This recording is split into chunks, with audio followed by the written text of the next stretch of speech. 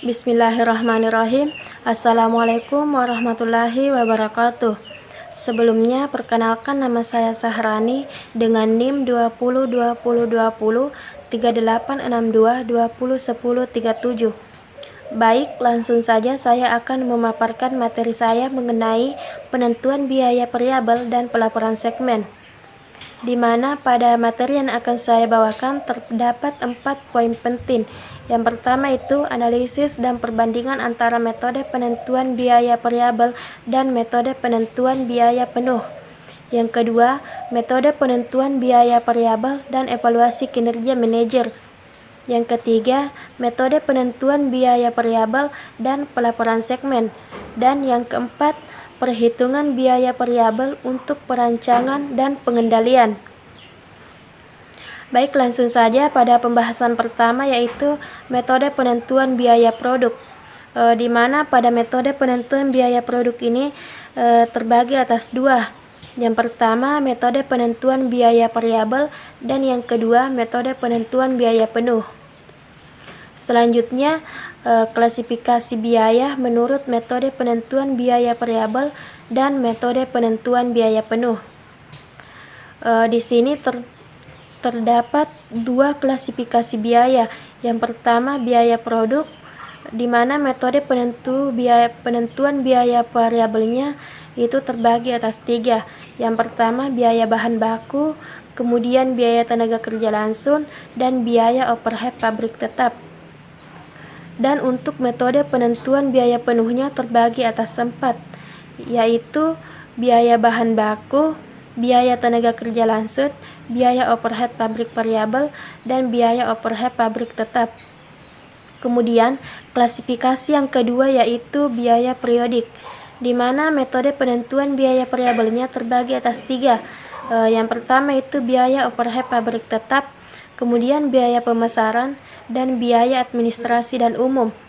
Dan untuk metode penentuan biaya penuhnya terbagi atas 2. Yang pertama biaya pemasaran, dan yang kedua biaya administrasi dan umum. Selanjutnya, penilaian persediaan. Jadi, untuk perbedaan metode penentuan biaya produk akan mempengaruhi nilai-nilai persediaan. Pada metode penentuan biaya variabel, nilai persediaannya hanya meliputi produksi variabel saja.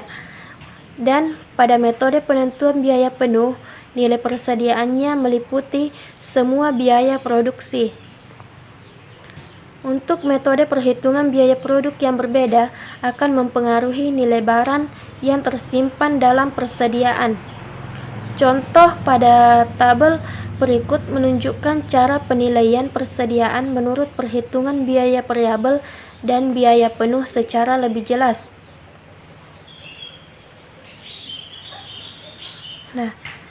Nah, kemudian biaya produk per unit yang dihasilkan masing-masing metode itu berbeda. Untuk perhitungan biaya variabel, biaya setiap unit produk yang dihasilkan pada tabel berikut itu 200.000, dan untuk perhitungan biaya penuhnya mencakup semua biaya manufaktur, sehingga biaya setiap unit produk yang dihasilkan itu 225.000. Kemudian, laporan laba rugi dari perhitungan biaya variabel.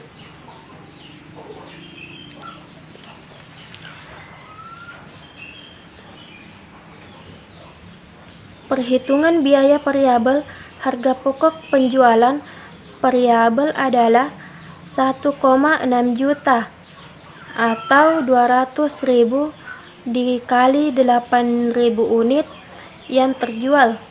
Kemudian overhead tetap dikurangkan sebagian beban adalah 250.000. Jadi manufaktur yang dikurangkan adalah 1,85 juta. Dan untuk jumlah beban penjualan dan administrasi yang dikurangkan adalah 180.000 atau 80.000 variabel ditambah 100.000 tetap. Kemudian pada perhitungan biaya produksi, harga pokok penjualan adalah 1,8 juta atau 225.000 dikali 8.000 unit yang terjual. Dari jumlah ini 200.000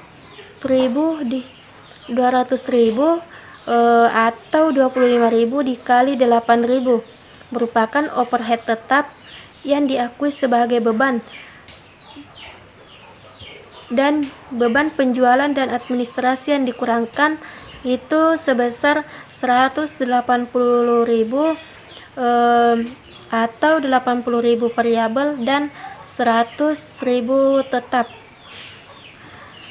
Nah, sekarang dapat diperhatikan kembali dari tabel berikut untuk melihat di mana persamaannya. Penjualan, beban pemasaran, dan beban administratif selalu sama.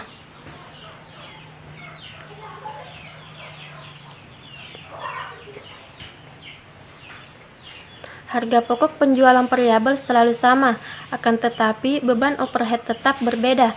Jadi, untuk laba yang dihitung dengan perhitungan biaya variabel adalah 50.000, lebih rendah daripada yang dihitung dengan perhitungan biaya penuh. Menurut perhitungan biaya penuh, yang diproduksi dibebankan overhead tetap sebesar 25.000 dan bahwa dari itu 10.000 unit yang diproduksi, 2.000 unit tidak terjual. Selanjutnya 2.000 unit ini menjadi persediaan dan menyertakan overhead tetap periode sebesar 50.000 atau 25.000 dikali 2.000. Overhead tetap ini akan diakui sebagai beban hanya pada saat 2.000 unit tersebut terjual. Dengan demikian, menurut perhitungan biaya penuh, overhead tetap periode sebesar 50.000 masuk ke dalam persediaan dan pengakuannya sebagai suatu beban yang ditangguhkan ke periode di masa depan.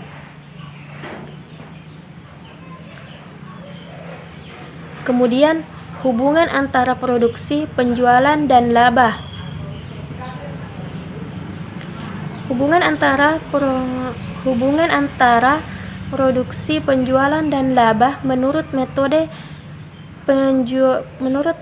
penentuan biaya variabel dengan metode penentuan biaya penuh berubah sejalan dengan perubahan antara produksi dengan penjualan. Jadi, apabila jumlah unit yang dijual lebih banyak daripada jumlah unit yang diproduksi, maka laba metode penentuan biaya variabel akan lebih besar daripada penentuan biaya penuh. Penyebabnya itu jumlah unit yang dijual lebih banyak daripada jumlah unit yang diproduksi.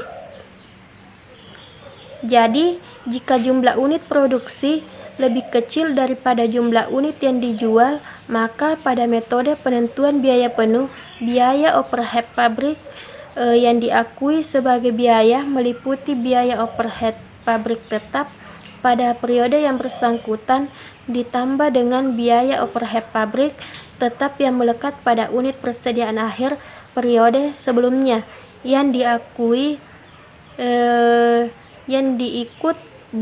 dijumlah dalam periode yang bersangkutan.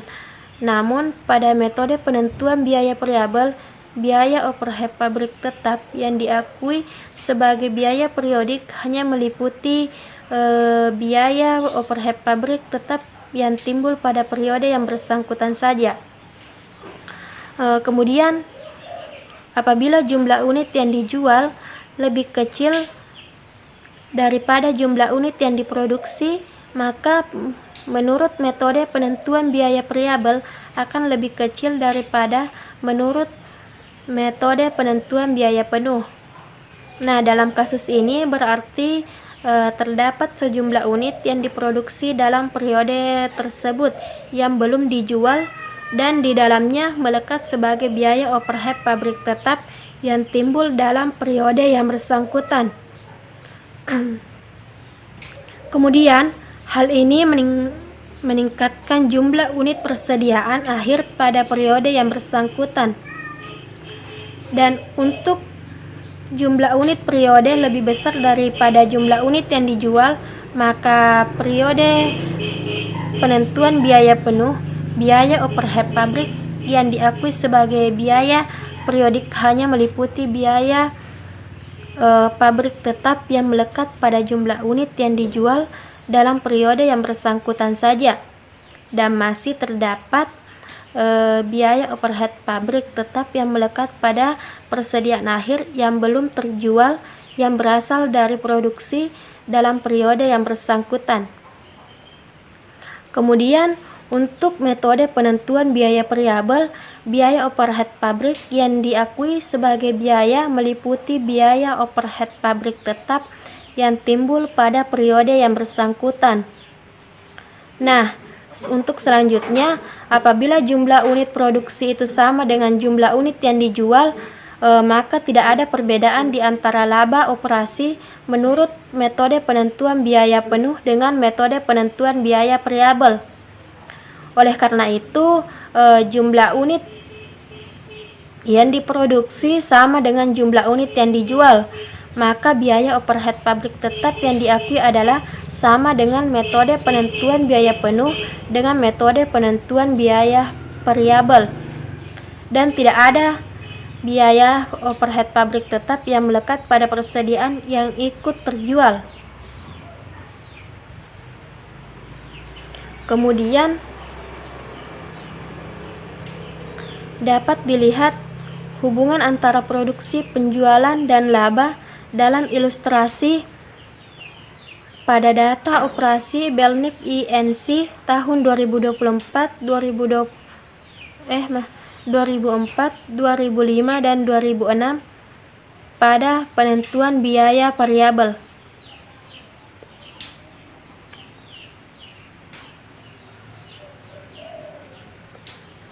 Kemudian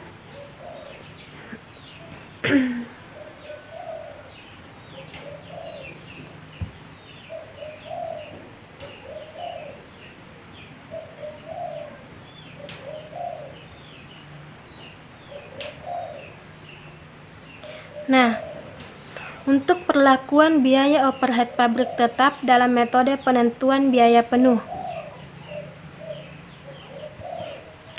Biaya overhead pabrik tetap mempunyai dua masalah, yaitu yang pertama, bagaimana mengoperasikan biaya overhead pabrik yang dibebankan tidak berdasarkan unit yang misalnya jam tenaga kerja langsung atau jam besi menjadi biaya overhead pabrik yang dibebankan ke unit-unit yang diproduksi. Jadi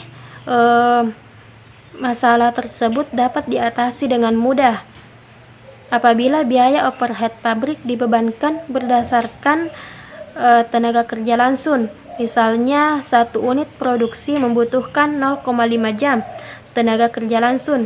Jadi tarif biaya overhead pabrik tetap per jam tenaga kerja langsung adalah 20.000. Maka biaya overhead pabrik tetap yang dibebankan ke setiap unit produk adalah 10.000 atau 0,5 dikali 20.000. Kemudian untuk masalah yang kedua, yaitu apa yang harus dilakukan jika biaya overhead pabrik sesungguhnya berbeda dengan biaya overhead pabrik yang dibebankan. Jadi pada masalah yang kedua ini dapat diatasi dengan beberapa langkah. Yang pertama yaitu tarif biaya overhead pabrik tetap harus dihitung dan kemudian dibebankan ke unit-unit produk. Kemudian yang kedua, biaya overhead pabrik tetap total yang dibebankan dibandingkan dengan biaya-biaya overhead pabrik yang sesungguhnya. Jadi jika kelebihan atau kekurangan pembebanan tidak material, maka dibebankan ke harga pokok penjualan. Jika kelebihan atau kekurangan pembebanan adalah material, maka dialokasikan di antara barang dalam proses akhir, barang jadi akhir, dan harga pokok penjualan. Kemudian metode penentuan biaya variabel dan evaluasi kinerja manajer. Jadi secara umum, jika kinerja selalu mencerminkan kinerja manajerial, maka manajer dapat berharap 3 hal, yaitu yang pertama, tidak terjadi peningkatan penjualan. Hal-hal lain dianggap tetap, maka laba akan meningkat. Kemudian yang kedua, jika terjadi penurunan penjualan, maka hal-hal lain dianggap tetap dan laba akan menurun. Kemudian yang ketiga itu, jika tidak terjadi perubahan penjualan, maka hal-hal lain dianggap tetap dan laba juga tidak akan berubah. Kemudian materi selanjutnya yaitu metode penentuan biaya variabel dan pelaporan segmen. Pada pelaporan kontribusi dari setiap aktivitas atau daerah pemasaran atau unit bisnis terhadap laba perusahaan disebut pelaporan segmen atau segmented reporting. Laporan segmen disiapkan berdasarkan metode penentuan biaya variabel untuk menghasilkan evaluasi dan keputusan yang lebih baik daripada jika disiapkan dengan metode penentuan biaya penuh. Nah, untuk laporan segmen berdasarkan metode penentuan biaya penuh.